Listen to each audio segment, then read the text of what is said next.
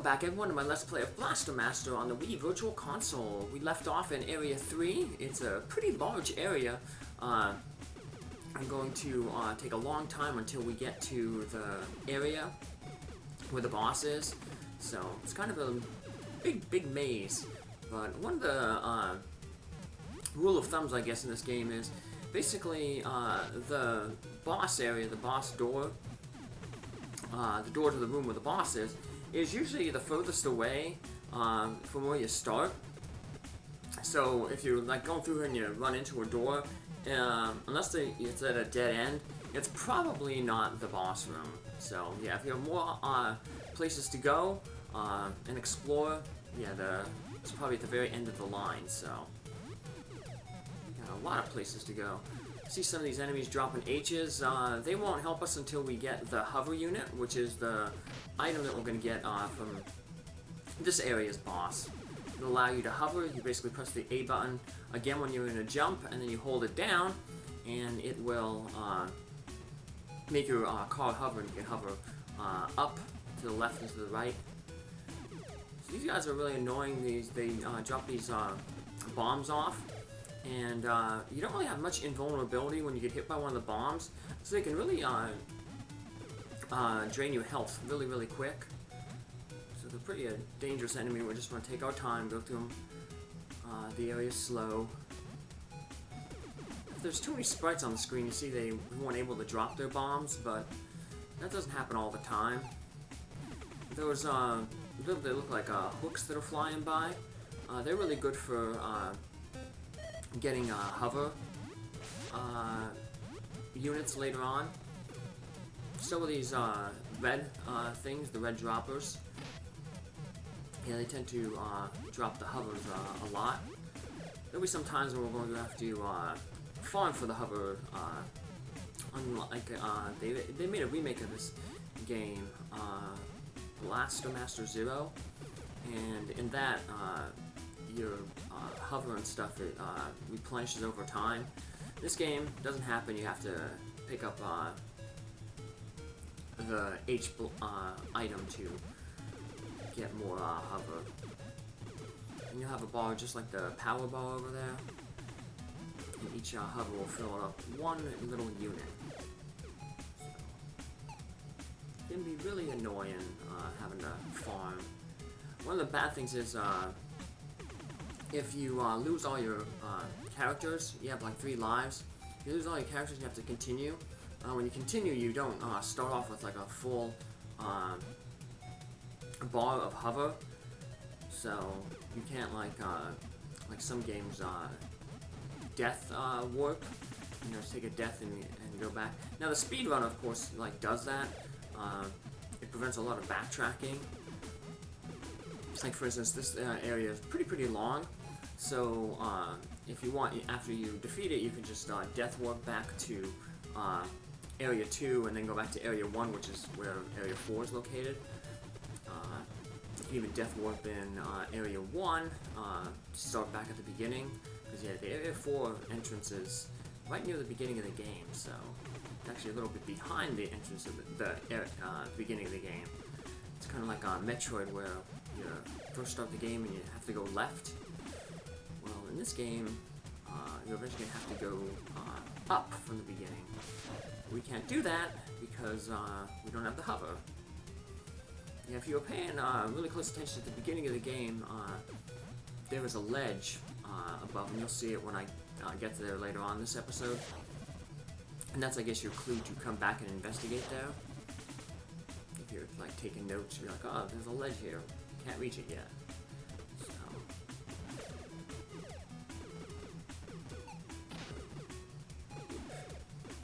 Just keep heading here. We're almost near where the thing is. One of the good things is that we don't have to backtrack too far to get out of here. Even though I mentioned about the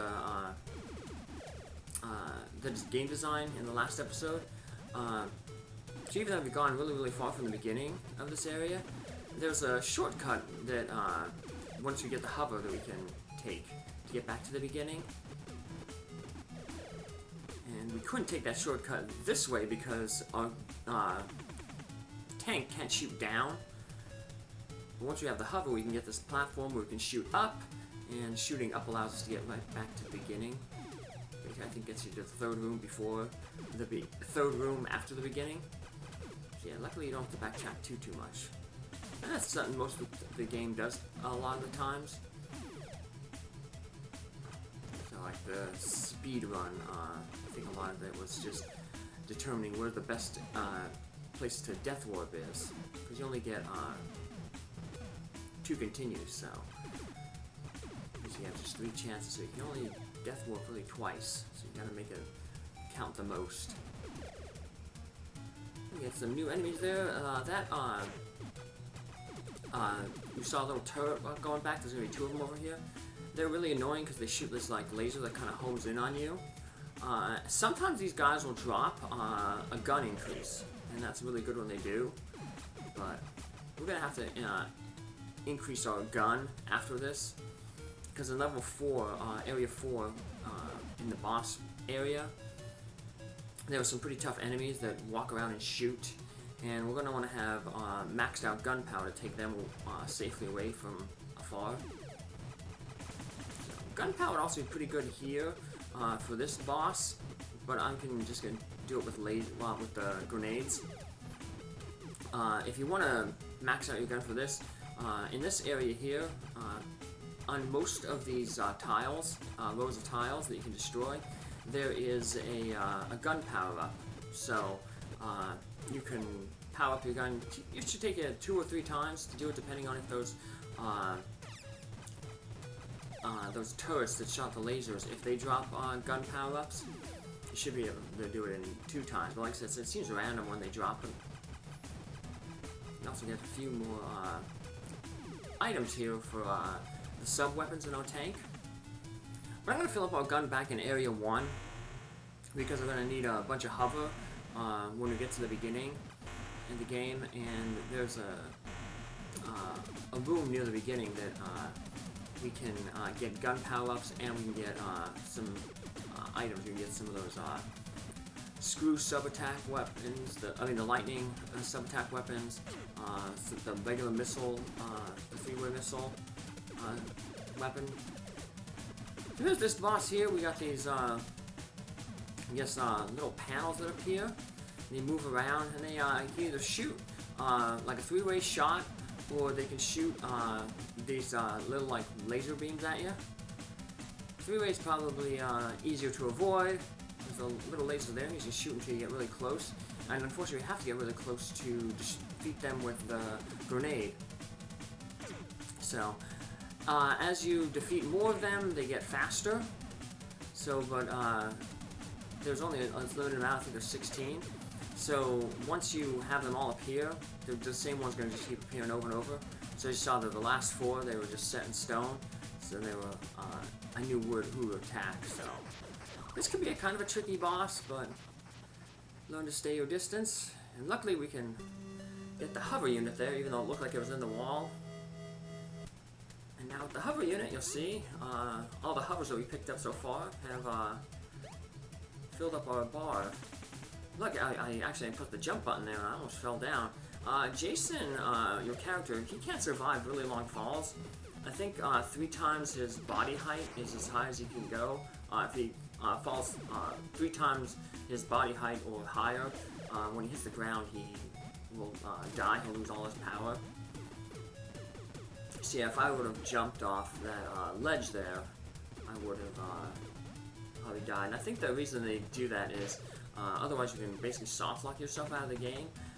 Because if, say, Jason jumped down too far, say you left your tank up there on that 4 thing, and then you jump down, if you were able to survive, there'd be nowhere you'd be able to jump back up and get to your tank. So, programmers thought ahead to make sure that you couldn't lock yourself out. And all those claw guys flew by, but I didn't get to hit one of them. Would have been nice to hit one of them and fill up my hover bar. Like I said, I will be filling up the hover bar in level 1 room with before I fill up my gun. It's gonna take multiple trips because in that area to fill up your gun, it could be okay. You can potentially get 2 gun power-ups, which take you 4 trips total. There's an enemy in there, but the enemy is like those laser turrets, where it can drop a gun power up, but it isn't 100% guaranteed that it will. So that's really annoying when it takes multiple extra trips to go through because the enemy's not being cooperative with its drops. So what is cooperative is the game designers, because right up here they put this little shortcut. We can reach that ledge to the right there with our hover, and then we have all these blocks here. And we couldn't go this way earlier because a tank can't shoot down. But this is near the beginning, so we get to save a whole bunch of backtracking. And over to the left there, that'll eventually take us to Area 8, the final area in the game. But we need 2 special upgrades to get there. We need the Wall 1 and the Wall 2 upgrade. Wall 1 lets you climb up walls vertically, and then Wall 2 allows you to crawl on the ceiling. And you need to do those to navigate like a little spike maze over there. You can't use the hover because hover, you notice your tank stays horizontal. Over in the spike maze there to get to level 8. There's some passageways that are vertical, but they're only 1 tile wide. So you have to have the wall to climb up. So now we're back in Area 2. We just have a short way to go here. Get back to Area 1. And games are pretty nice when they let you backtrack. You like backtrack. So this mine is dangerous areas there, so we'll just hop out and destroy it with Jason. Yeah, really low on life. 1 more hit and we're done. Actually, some enemies have different attack powers. So like it looks like I have 1 more hit before I'd be finished off there, but these guys don't take a full ball off, so I managed to survive. But you just want to be extra careful. Let's get out of here. And here we're back at the beginning of Area 2. Hop out of our car and use Jason because our car is really low, or the tank, I should say, is really low on health. And Jason, when he gets out, remember I said he's tiny, so he can hit these little slugs that fall down where the tank's main gun doesn't. We can use the little sub-missile, 3-way missile that'll take him out. And now we're back to Area 1, and we're heading back all the way to the beginning. These mines are annoying, because you can't shoot them from the same height. You gotta shoot below them or jump out of the car with Jason. We'll just take our time going up slow, go off the side, avoid the red residue. The red residue will hurt you. Use some hover there, but like I said, when we go to the area with the room, there's a hover capsule there. So as we fill up our gun, we'll be able to fill up our hover as well. The room we're going to is basically right at the entrance of this area. There was that 1 ladder we saw. We gotta climb down that ladder and then hit into the room. There is really, really small. It's it'll take like less than a minute to go through.